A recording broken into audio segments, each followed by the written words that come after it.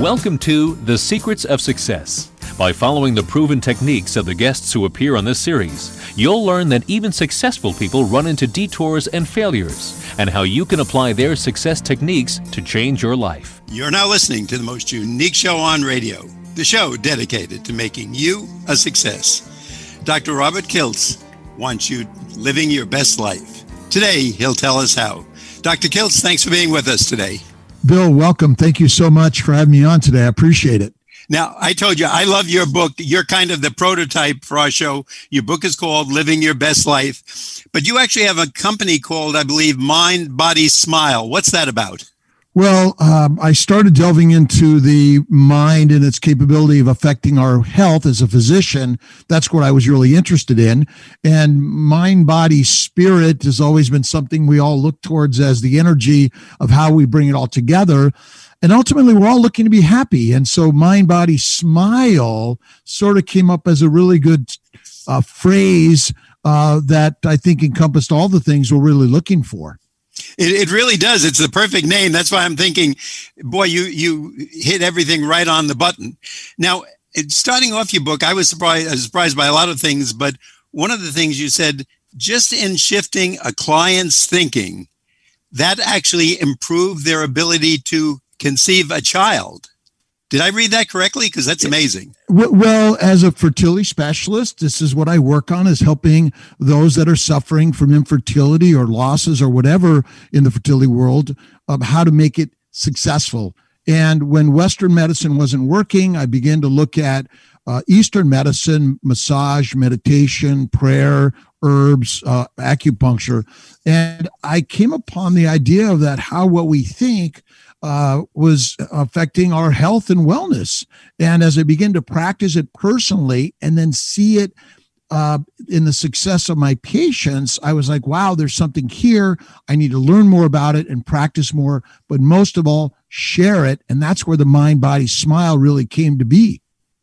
I would think you, and I'm not kidding about this, would be the most popular doctor today in the world, because we seem to have a big cloud over us between the pandemic and all world affairs and things that are going on. It almost seems like we go from one rainy day, when we have those stretches, maybe when there's, depending where you live, 8 or 10 or 20 rainy days in a row, or 19 out of 20. But you tell us, if we embrace fear and worry, we actually create that reality for ourselves. Can you talk more about that?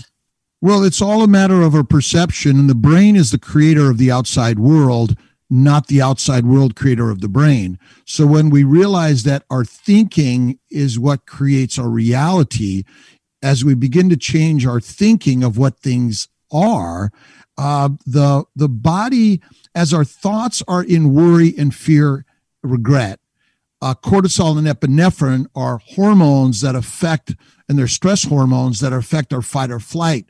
And they could cause the white blood cells to increase, blood flow to be diminished in some areas and shift to others. And so we do know that the focusing on the bad of life creates more stress and damage to the body. Ultimately, you can't stop the things happening in the world, but you could look at them differently. And so as I began to focus on the positivity of the things that happen, imagine they're just stepping stones, not stumbling blocks to the successes you desire in life. You just can't see the whole picture yet. So by thinking the beauty of the things, cortisol and epinephrine levels go down. That's science. Serotonin and oxytocin levels go up. That's science. Blood flow increases to the core and to the brain. That's the helpful things that we need to help us be healthy and live a better life and get the successes. In my business, it's fertility.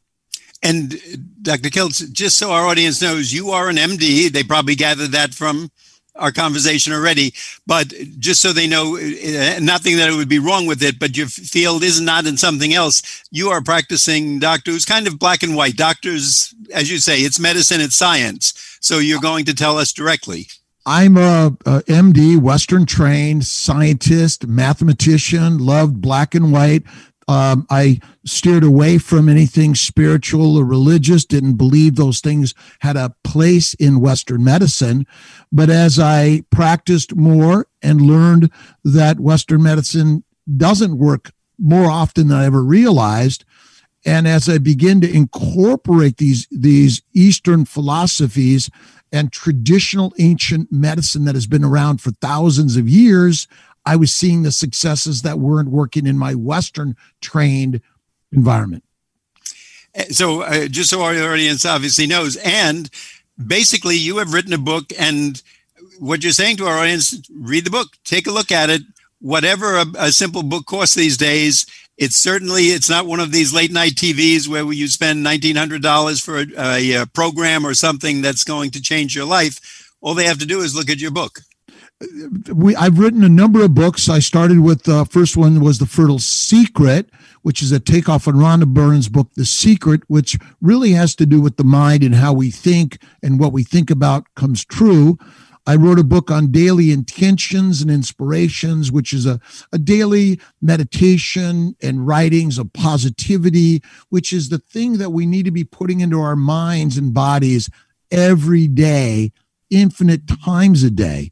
In Western medicine, we talk about diet and exercise, but we don't talk about the spiritual nature and the things that we need to be thinking about and putting within our bodies that I think are really critical to our health and wellness. You mentioned that we get what we think about most, and that was one of the things. And as I said to you, your book is a mess now because I've underlined it. I call that a dirty book, which is a compliment, because the more things I'm underlining, I'm saying, this is a great statement. This is something our audience would want to know about or will help them in life. Why is that? And do we tend to think the negative rather than the positive? Well, fight or flight, fear and worry, protection, anxiety are natural and normal because of the environments that we have come from. You always have to be on guard to being attacked or eaten, friend or foe. But in our modern world, these things are less of a worry, but our brain still worries. So we tend to go mostly to the negative judgment part of life. But over the thousands of years of domestic evolution of humanity, of philosophy, of literature, I think we're finding ways to better care for the body through mindfulness, meditation.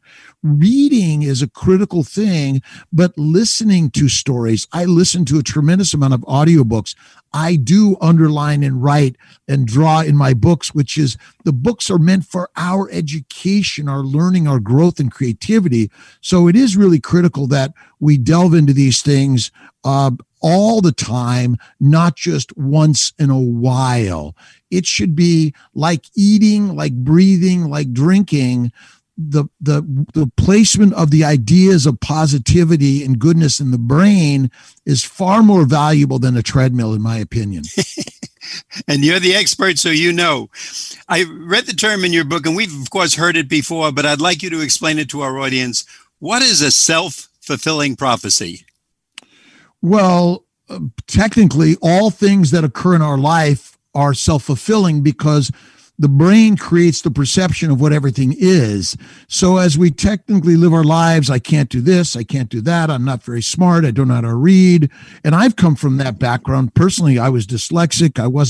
I didn't think I was very smart or very capable for many ways. And as time went on and I learned different practices of positivity, of work, of persistence, I realized that the brain is really the creator of the outcome, not the other way around. So many of us will just look at our lives and recognize that, money doesn't come easily, or this is difficult, or this will never happen to me. And it so often seems to be true for so many of us. We always seem to default, though, to the negative. And I remember very clearly a friend of mine, he had a closing. He owned a small store, and it was put off over the weekend from a Friday to a Monday. And he said to me, everything always happens to me. And then right after that, he said, oh, did I tell you my sister was in an accident? The car ahead of her fell off a truck and every bone in her body was broken. I'm thinking, two opposites. His closing was off one day. his sister had every bone broken, and he's telling me how everything happens to him. Do we just fall into that as a saying? Is that it? Or we just think we're the negative person in the world? Well, again, I think that that's our norm, our place to go as humans, that we're so used to that. So it takes practice, again, just like exercise to build the strength of the body and the stamina to go further. You now need to begin to practice living your best life and realizing you are, even with the troubles and the challenges and the failures, because without those things, you don't learn and grow. That's the really most amazing part to the story. No human has had nothing bad happen to them. Everyone does. But if we begin to look at the bad as kind of like the bad, amazing, really great, that we can see the beauty in everything. And that's, I think, what we're all looking for. Dr. Kiltz, I'd like our audience to know, if they're just tuning in, that you're listening to The Secrets of Success on the voice of Nassau Community College, 90.3 WHPC. I'm your host, Bill Horan. Our guest today is Dr. Robert Kiltz. He's the author of Living Your Best Life. Dr. Kiltz, would you tell us where we can get the book and if there's a website where we can find out more? Well, drkiltz.com, and also Amazon has our book, and check it out. Give us your thoughts and ideas on it, how we can improve, because we're always looking to improve in what we're sharing every single day, or your stories, which I think ultimately are most important. What are you doing in your life that you can share with others to improve? And the spelling of your name for our audience is Kiltz. Am I correct? That's correct. I'm the Scottish kilt who's Italian. Okay, there we go. Now, you mentioned that our lives center around solving problems, which creates a problem. But in a way, isn't that why that's the one thing I guess I would take a little argument with you. Isn't that why we're humans? We can assess a problem, whatever it might be. Someone might be hurt, or they might be faking it. A small pet might need some medical care, or they might be just hot on a warm day. Well, a problem often is a negative concept, an idea to most people, rather than it's a positive concept and idea. So if you could take the idea that problems are for live people and no problems are for dead people, and so what we're really living is a world of problems, but without it, we wouldn't have the most amazing art and music and literature and creativity. You have to suffer and struggle in order to strive and succeed in life. Is there anything you do with your patients, or just when you're giving lectures with people, to get us, let's say, more, if there's a meter running down our life, half negative, half positive, to get us more on the positive side, so we wake up and say, what a beautiful sunshine, instead of, oh, nuts, I have to go to work? Well, I talk about these things. I ask them questions about how they treat themselves and what they think in their day. What are they reading? What are they listening to? Are you reading any good books? Do you focus on positivity or negativity? I share the books that I've written as ideas that they may be helpful amongst the infinite number of people that have done the same things. But I ask them what about their religious or spiritual beliefs? How do they take care of themselves and make themselves feel better in life? Because life is often treated like an amusement park, but it's really a temple.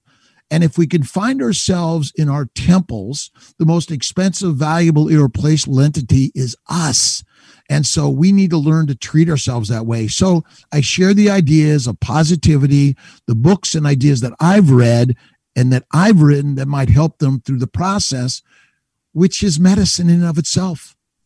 Oh, I think definitely. And that's the funny thing about it. I'm reading your book saying, this is the most inexpensive medicine we can get. It's the most wonderful medicine. We contain it in ourselves. That's why I think I enjoyed your book so much, Living Your Best Life. And yet we want to look for a magic pill, even if it costs $300 a pill, or plastic surgery or an operation or something that's going to be life-altering or painful, perhaps. And yet, to me, and just what you say, it's all inside of us. Too many of us are seeking the cure in a pill, a shot, a procedure.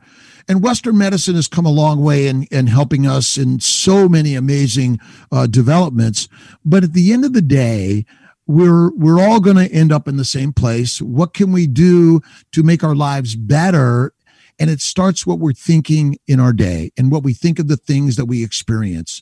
And if we could practice the ancient philosophy that's been around for thousands of years, that humans have developed in literature, in religions, in spiritual practices, whether you're religious or God-believing or not, it really doesn't matter.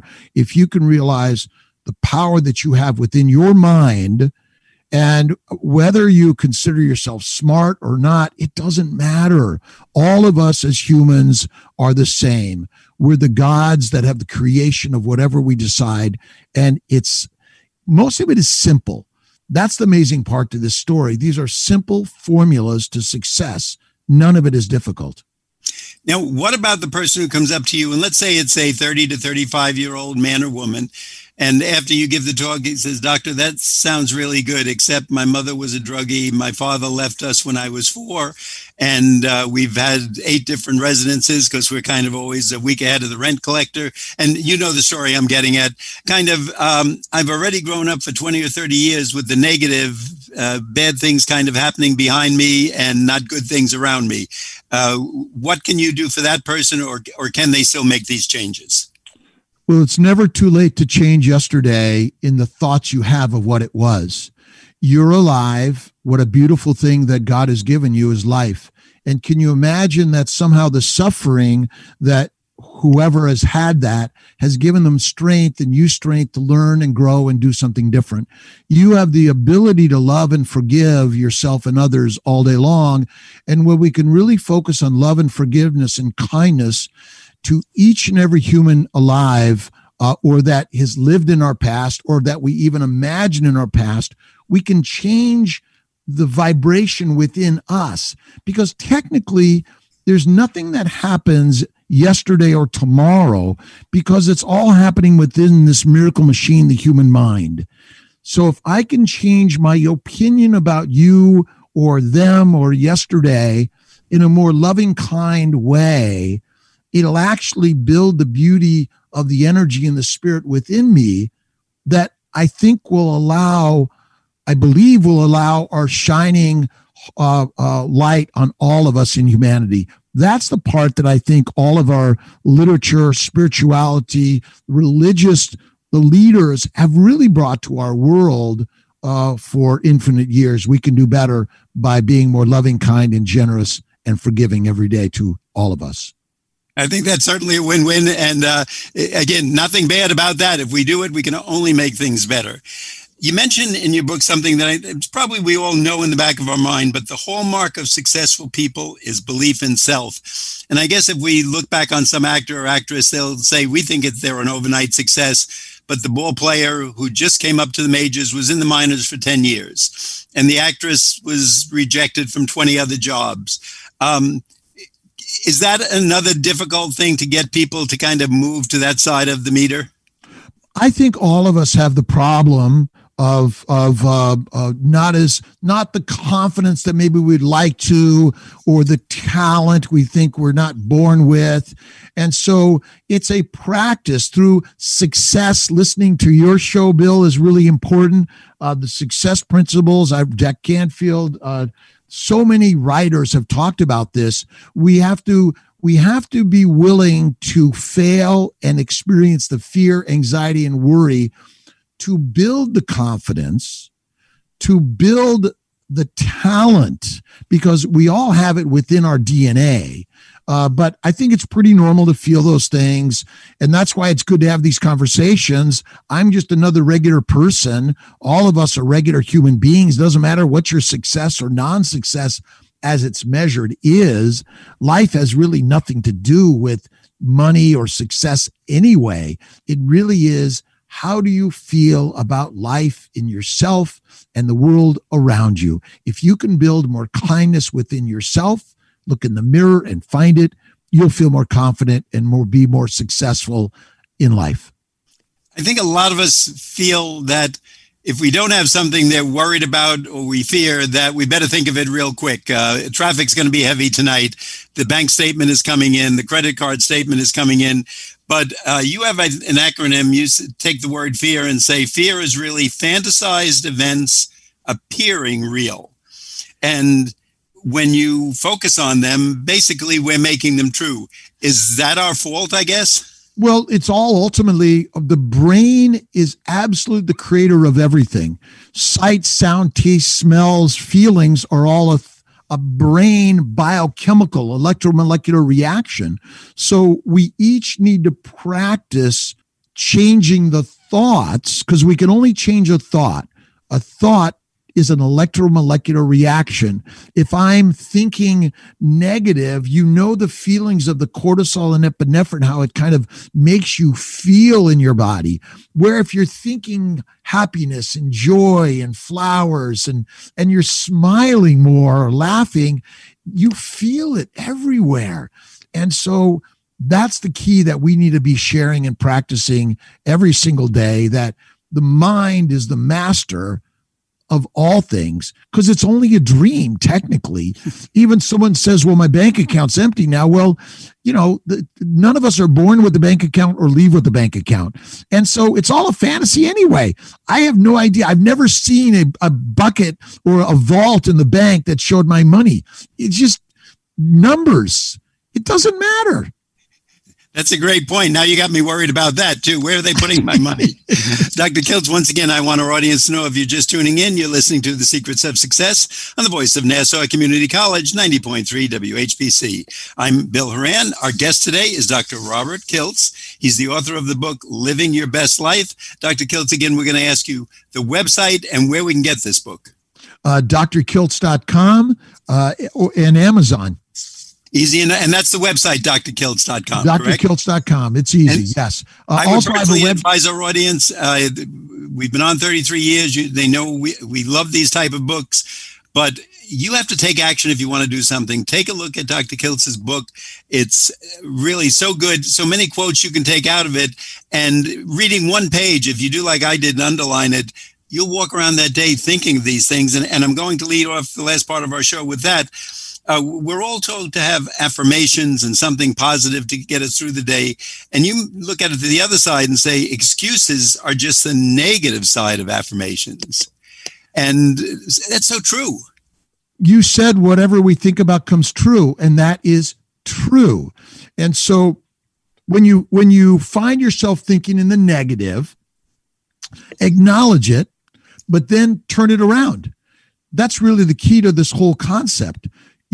I spend a lot of time doing a small amount of time of meditation throughout the day, 5 minutes, 10 times a day.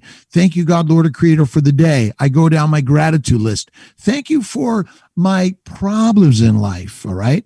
But I don't look at problems as negativity. I think of that as a joyous, wonderful thing, because I'm alive. And no problems, you're not. And so the beauty of life is that we're always gifted with a problem. They're gifts of life. They're the pieces of the puzzle. If you look at the Grand Canyon or you look at the Rocky Mountains, you recognize that there's a big hole in the earth that was something else there that's not there now. What do you think that stuff was thinking? But ultimately, to get to where we're at, we're all going through these challenges that are the nature of life.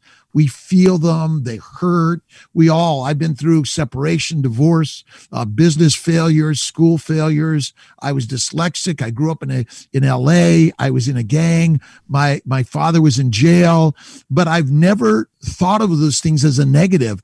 I've been grateful for everything that's ever happened in my life, recognizing without these things, I wouldn't be where I'm at today, and learn the miracles that God has given all of us. And by the way, Dr. Kiltz, I thank you for sharing that with us, because it's your personal life. And as I look at you, you look like the prototype professional medical doctor that could be used in any ad on TV, or saying, Dr. Kiltz says, use this toothpaste or brush your teeth twice a day or something. But you're sharing your background with us and letting us know that, hey, as prominent as you are, an author, a well-known doctor, obviously a person admired in your profession, you've had negatives in life, you've had problems, and we all do. So I appreciate you sharing that with our audience. You mentioned, and I want to bring this out, positive thoughts is something we're all capable of. And just a few weeks ago, someone mentioned to us, they said, the secret of success is you. And that's kind of what you're saying to our audience. I'm guessing there's no one you ever found who can't have a positive thought. All human beings have the capability, and all human beings have a positive thought from time to time. So many of us focus on the negative thinking. So we just need to practice. Again, it's like so many people could get on a treadmill, they can do all these things in life, but they're not working on the most powerful thing ever created in the universe, is the human mind.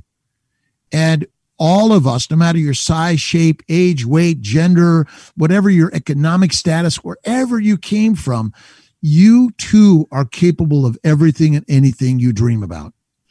Now, I guess today more than ever, and I'm taking the number from your book, you say 95% of our actions are on autopilot.